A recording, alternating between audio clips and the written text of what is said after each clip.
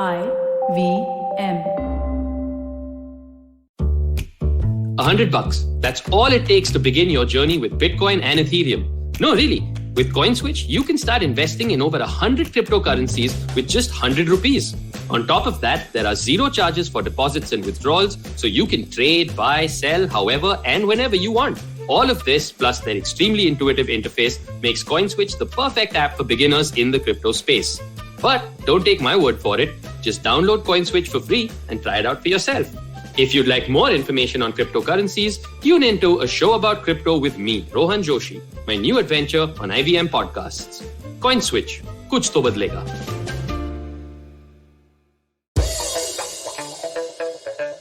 Here's your smart fact of the day. Sometimes a fact can be one of negation.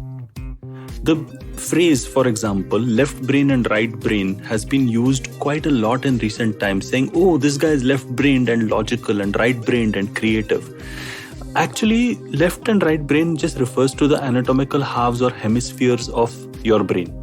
It's popularly believed that the left and right hemispheres are distinct, controlling separate aspects of your cognitive functions and therefore certain personality traits.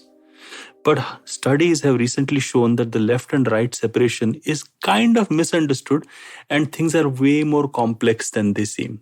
Welcome to Smarter with Sid, and today's episode is all about understanding how our divided or united brain actually works. Not the left brain or right brain, but actually the whole brain. One of the biggest problems that I see whether it's a scientist or a philosopher who's trying to understand the human brain is that we are always trying to kind of make it into some kind of metaphor. Like we always look at our brain as a metaphor. We take the computer. So why do we do that? Because we want to make things kind of more logical to us. Now, it's a very interesting way in which we make things logical. So we kind of look at our brain, which is nothing but a bag of meat, really, and a bag of meat that is very, very intelligent. We kind of convert it into our motherboard, storage, operating system, and so many metaphors we use, right? And this is how the left and right brain idea came about, because we are all trying to make things black and white. So what we say typically is left brain people are logical, rational, and they can't think out of the box and all of that. And there was a time a few years back when right brain thinking came into vogue, which means that, oh, you're so creative and you have wonderful empathetic way of looking at the world and stuff like that. Is there any truth to it? Actually, if you look at the brain from top to bottom, you can actually look at a different way of categorizing the brain. So you can look at, the various lobes like the frontal lobe and the parietal lobe. And I'm not getting into a biological discussion about this. But what I want to say is that the most interesting part of this entire discussion of left brain and right brain, I have found in a guy called Ian McGilchrist, who's written a book called The Master and His Emissary. Now, this tome is something certainly that I'd like to read a little more, but I like what I've heard from him on YouTube on various channels. And what he's talking about is a very interesting phenomenon. He actually says that these two brains are very different from each other. They give us a united view of the world, yeah, but they're also completely different to each other, but yet we can't recognize it. And it goes way beyond, oh, this is logical and that's creative. So that's what I wanted to figure out. Is there something that is deeper that we are missing out on? Because anytime I see a paradox like this, like people say, nah, there's no such thing as left brain and right brain, which is what we are hearing in 2021 or 2022, what used to happen a few years back was that there was a wave of right brain thinking. And before that, there was a wave of logical, rational thinking, which was left brain. So I just wanted to figure out if there is a way in which we can look at our brain functions differently. And this is where I found Ian McGilchrist really useful. Why I found him useful was because he says that the right part of your brain is actually the master and the left part of your brain is actually the emissary, who's, the person who's in charge of making sure that the master's orders are taken care of in the outside world. And so therefore he actually gives superiority to the right brain, but he also looks at the efficiency and effectiveness of the left brain to carry out orders. Now, normally one would be a little scared about saying something like this, especially to a scientist, because I think Ian McGilchrist goes way beyond scientific observations and truths. So I'm a little skeptical about stating it as upfront as perhaps he does on the book, but he does point out a very impressive observation. And the observation is that when you are listening to music, for example, you have a different feeling and a different mood and a different emotion. And when you are, let's say, maybe doing something mechanical, and I found this quite useful to relate to.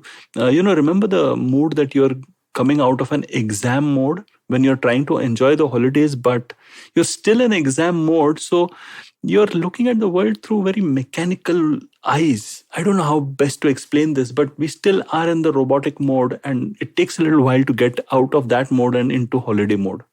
And, the same thing happens with work and pleasure and play and stuff like that. We find it exceptionally difficult or challenging to move from one, what we call mindset to the other. But what if it's actually not just a psychological mindset thing, but actually something that's happening at a biological level, which means that you're actually moving from one part of the brain to the other part of the brain? That would be interesting, isn't it? So that is where Ian McGilchrist comes from. Now, why am I speaking so much with passion and surety about this subject is because obviously I've done a deep dive into it. In fact, I wrote a book on this called The Map That Matters, which was my own take on the way in which the brain kind of worked. And my take on it, and this was probably a book developed probably more than a decade back now. Yeah, I think close to 12 years back, The Map That Matters.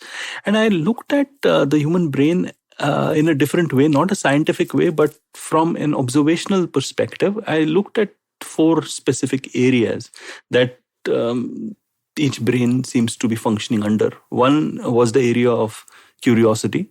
One was the area of resistance. One was the area of wanting. And another area was the one of giving. And I found that all thoughts that the brain seems to produce were neuronal sort of impulses getting fired from a combination of, all of these sort of things that I was just speaking of: wanting, giving, curiosity, resistance. And it's a mixture of this. So I've been thinking about this, and the latest thing about neurons and stuff like that makes me wonder where our brain really ends, because obviously the brain extends from our nervous system. It also goes into the heart. Apparently the heart has a lot of neurons and neuronal functions. So when somebody says, oh, you must be speaking from the heart, who knows? Maybe those are neurons misfiring or firing over there. And we also know that the gut feeling that we have apparently is a lot of neuronal activity, because the gut also has some kind of brain attached to it, which is of a primitive nature. And perhaps sometimes the microbiome that we have, which is the bacteria living inside our digestive system, also have an impact on the brain. So there are so many things, right? There's so many things that I'm talking about here. I mean, we are talking about left brain and right brain. We're talking about neuronal activity in heart, in the gut. We're talking about different ways of looking at the world. So how do you make sense of all of this? What gives? Truth is, what we need to figure out is that it takes a complex brain to live in a complex world. The world that we live outside is complex, and obviously we need all the stuff that our brain is giving us, whether it's giving us through the left or the right or the whatever lobes or any other way of categorizing it, or through the heart or through the gut. So let's not analyze the brain too much, but try to understand how to effectively use it. And one of the best ways in which to understand how do we effectively use it is to recognize what emotion we are feeling at a particular point in time. Because once we start understanding the emotion, we can quickly understand the mode that we are in, whether it's left, right, whole brain, whatever. Don't give it any labels. And ask ourselves whether that is the part of the brain that we are trying to visit.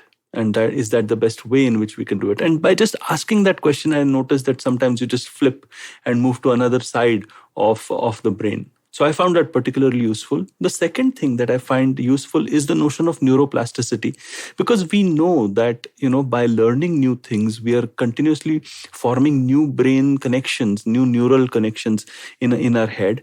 And while the neuroplasticity does decrease with age, I think we can always delay it by making sure that we learn a lot more. So yeah, being very aware of what your brain is up to especially whenever you're reacting in a critical or sort of tense situation, or maybe an emotional one. And second is continuously learning from things that are happening to you are probably the best way in which we can make sense of it. So instead of getting into a left brain versus right brain debate, let's all try to utilize our whole beautiful complex mind and brain much better. I hope you liked this episode of Smarter with Sid. It's a different exploration of the human brain. Normally my subjects are on digital and marketing and a lot of the organizational stuff and so on and so forth, but and trends as well. But I thought this might be a good way in which we can look at what's happening internally within us and the way in which we perceive the world outside. And if you like episodes like this, well, you can follow me. I'm the Traveling Professor on LinkedIn and on Instagram, wherein I'm always trying to take my learning to the next level. And obviously, if you like stuff like this, there's IVM Podcast for you. Do check their stuff out. Much stuff to be explored there. On that happy note then.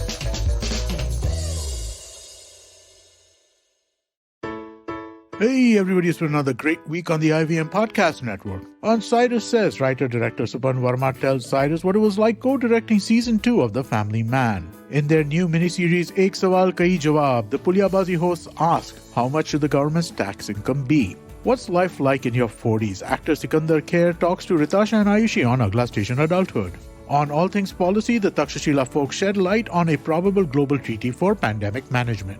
And on Say No to Drama, Chetna explains how to give up on the stress of not finding solutions to our problems right away. Do follow us on social media. We're IVM Podcast on Twitter, Facebook, Instagram, and LinkedIn. And remember, if you're enjoying this show or any of our other shows for that matter, please do tell a friend. We really do appreciate the word of mouth. Also, don't forget to rate us on any of the platforms that you're listening to us on, Spotify, Apple Podcasts, wherever it is. And we are also on YouTube. On YouTube, you can check out our various channels on ivmpodcast.com/YouTube. And finally, we'd like to thank our sponsors this week, Bank of Baroda and CoinSwitch Kuber. Thank you for making this possible.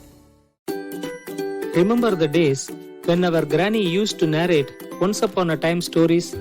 Let's bring back the good old days of moral stories with Storytime Tamil. Hi, I am Ravishankar Balachandran, host of Storytime Tamil podcast. I would like you to entertain and educate your children with stories from Storytime Tamil. Tune in to the new episode sharp at 7 p.m. every day on IVM website, IVM podcast app, YouTube channel, or wherever you get your podcast from.